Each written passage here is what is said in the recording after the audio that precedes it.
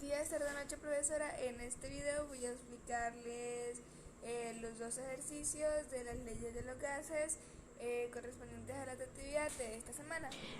Bueno profesora, este es el primer video, el primer ejercicio de esta actividad de esta semana.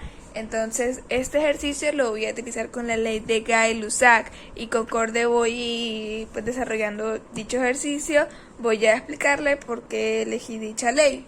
Entonces, el enunciado dice: un gas con un volumen constante tiene una presión de 5 atm, es decir, 5 atmósferas a 30 grados centígrados.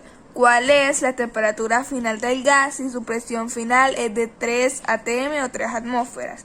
Bueno, como nos están diciendo que tiene un volumen constante, entonces tenemos que buscar la ley que tenga volumen constante, o sea que sus variables sean con un volumen constante y que tengan presión y temperatura, las presión y temperatura en sus fórmulas. Dicha ley es la ley de Gauss-Lussac. Entonces, ahora lo primero que vamos a hacer es sacar las variables que nos dan en el enunciado. La presión 1 o presión inicial es igual a 5 atmósferas, como dice acá, y la presión 2 o presión final es igual a 3 atmósferas. La temperatura 1 sería igual a 300 grados centígrados, y como el valor, o sea, con la condición o la unidad de temperatura que utilizamos en este tipo de leyes de los gases ideales es en grados Kelvin, entonces tenemos que pasar esos grados centígrados a grados Kelvin. ¿Y cómo hacemos eso? Sumándole a los centígrados 273,15, y 273,15 más 30 es igual a 303,15 Kelvin. Entonces ese sería el valor de la temperatura 1 y temperatura inicial. Ahora la temperatura 2 es lo que tenemos que hallar, o sí, la variable que tenemos que hallar. Entonces, ¿cómo hacemos esto? La fórmula que nos dice la ley de Gay-Lussac es que es la presión 1 por la temperatura 2 es igual a la presión 2 por la temperatura 1. Entonces ahora tenemos que reemplazar valores. Presión 1 es igual a 5, temperatura 2, como no la tenemos, entonces le damos así: temperatura 2 es igual a presión 2, 3, por temperatura 1, que es 303,15. Entonces 3 por 303,15 es igual a 909,45. Y ahora, como este 5 está multiplicando, para despejar la variable tenemos que pasar este 5 al otro lado a dividir. Entonces 909,45 sobre 5 nos va a dar la temperatura 2 o temperatura final, que es igual a 181,89 K o grados Kelvin. ¿Cómo sabemos que es K?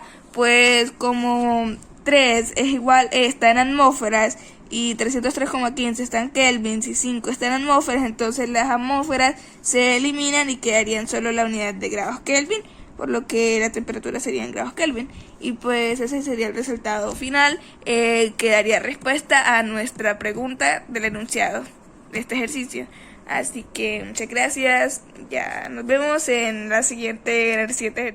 El segundo y último ejercicio que voy a explicarle es el de la ley de Charles, y ya justo como en el video anterior va pasando, concorde vaya explicando el ejercicio, voy a explicarle justamente porque utilicé esta ley de los gases ideales. Entonces, empecemos. El enunciado dice: una muestra de oxígeno tiene una temperatura de 84 Kelvin y un volumen de 10,5 litros. Si la presión es constante, calcula la temperatura inicial si el volumen inicial era de 15 litros.